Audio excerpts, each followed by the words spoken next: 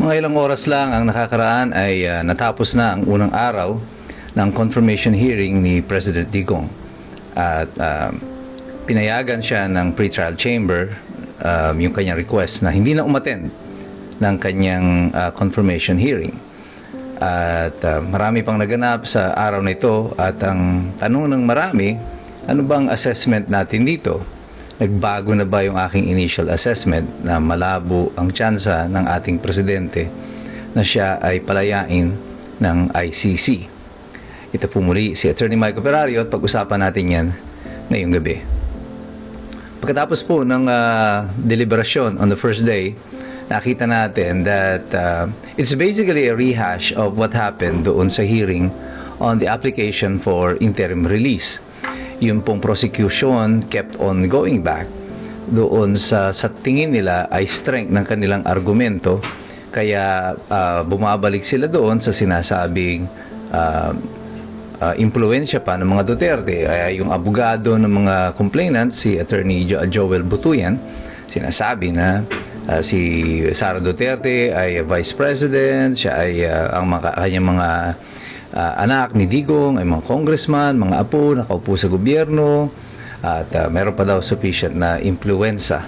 Kaya hindi pa talaga siya dapat na makauwi sa Pilipinas. So, na-discuss na ito noon sa hearing sa kanyang application for interim release. Why is it being discussed now? Well, it's because, like in boxing, kung saan ka kumukonek na suntok, doon ka uulit. Sa pakiramdam nila, ang argumento nila na ito ay kumunek doon sa hearing on the application for interim release. Kaya uulit-ulitin lamang nila. Ang pre-trial po, ang confirmation hearing, parang dito sa Pilipinas, is equivalent to almost similar, but not exactly the same as yung pre-trial conference dito sa Pilipinas ng mga kaso. Dito po ay nagbibigay sila ng kanilang opening statement, the summary of all the evidence na kanilang ipipresenta. And dito, sa confirmation, ay pwedeng mag-argumento ang depensa na insufficient yung evidence to prosecute si Rodrigo Duterte. Going back doon sa argumento ni Butuyan, I think napakadaling baliktarin itong argumento na ito. Nasabihin may impluwensya pa si Duterte kaya hindi siya dapat palayain. The fact that he is in The Hague means that wala na siyang impluwensya sa Pilipinas, because alam naman ng ICC kung sino nagpadala kay Rodrigo Duterte sa The Hague. It is the Philippine government through the president. So ginastusan nga ng presidente, using the confidential funds. Ito yung ginamit dun sa eroplano. Sila ang nagpadala, inaresto siya ni General Torre. So it clearly shows that President Digong really has no more power or influence in Philippine politics or government. So he is not a threat at all insofar as control of the government until na si BBM pa rin ang nakaupo bilang presidente. Sa aking palagay, this pre-trial chamber and the ICC in general really will not allow Rodrigo Duterte off the hook. Again, paulit-ulit ko sinasabi, but I'm praying that I am wrong. But all of the evidence points to the fact that the ICC is not going Rodrigo Duterte off the hook. Kasi siya na lang ang nililiti sa ICC. Siya lang ang reason for their existence. At kamakailan lamang nga yung I think Venezuela has also pulled out of the ICC.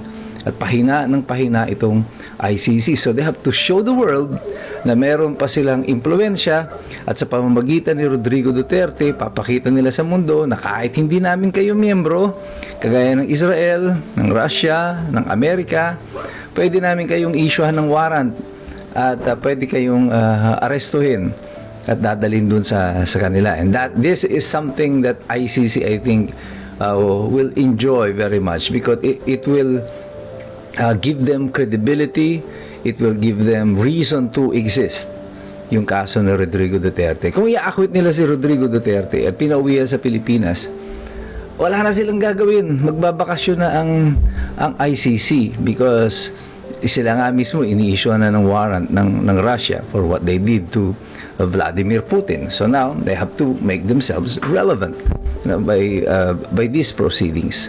Kaya wala talaga akong katiwa-tiwala dito sa ICC that they will do the right thing.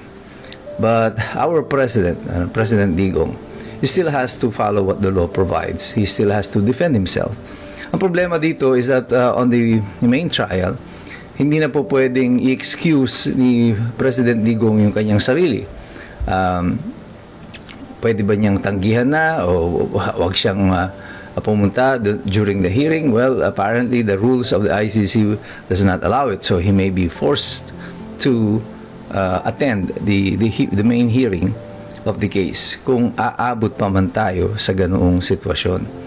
But I think yung sulat ni Rodrigo Duterte is already yung sulat niya, the waiving his right to be present at the confirmation hearing, is, others say that's a letter of courage.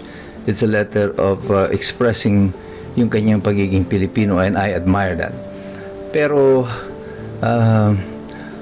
feeling ko para siyang yung sulat niya na yun, ang liham niya na ito ay parang mi ultimo adios ni Jose Rizal nung bago siya binaril sa Bagong Bayan. I think Rodrigo Duterte, President Digong, has already accepted his fate. That for him, this will be the end of his era. This is the end of the line for him. That he is not looking forward to going back to the Philippines alive. And after Digong wrote this letter, Sara Duterte naman ay nagdeklara ng kanyang pagtakbo bilang Pangulo. Sa tingin ko, ito naman ay pag-accept ni Sara Duterte ng realidad that the baton has been passed to her, that she has to continue the legacy, and this is now the beginning of a new era. This hearing in the ICC is nothing but a sham. Ito ay isang malaking kalokohan.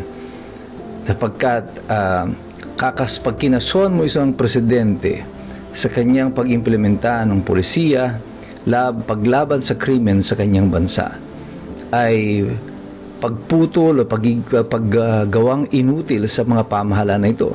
Tingnan nyo ang nangyayari ngayon sa Mexico. There is now war going on between the government and the drug cartels, sapagkat lumakas yung mga drug cartel doon. Nakapatay yung leader ng drug cartel in Mexico, and they have waged revenge against the government. Mexico is now in disarray. Pati airport nila nilulusob ng mga miyembro ng drug cartel. Brazil has launched their own war against the drug cartels in their place. Bakit hindi nila kasuhan itong mga ito? This is the consequence, this is the implication.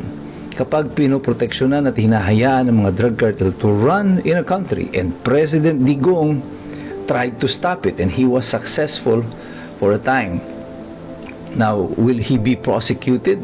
Should he face trial because of that policy? Now, if you are going to follow this logic na sinusundan nila, ay dapat mali din ang gobyerno ng Mexico sa paglaban sa mga drug cartel. But look at what is happening right now.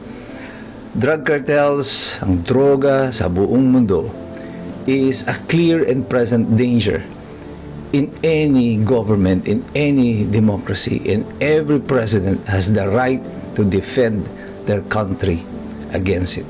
If it's right, if it's wrong, they should be prosecuted in their country, not the ICC. Kaya tayo, patuloy lang tayong mananalangin ng ating Pangulo ay humaba pa ang buhay at maging ligtas pa siya. Pero ihanda natin ang ating mga sarili, kagaya ng inihanda ni President Digong ang kanyang sarili.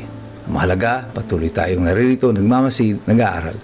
Kasi alam natin, mahirap makialam ang taong walang alam. God bless you. God bless us all. Mabuhay ang Republika ng Pilipinas.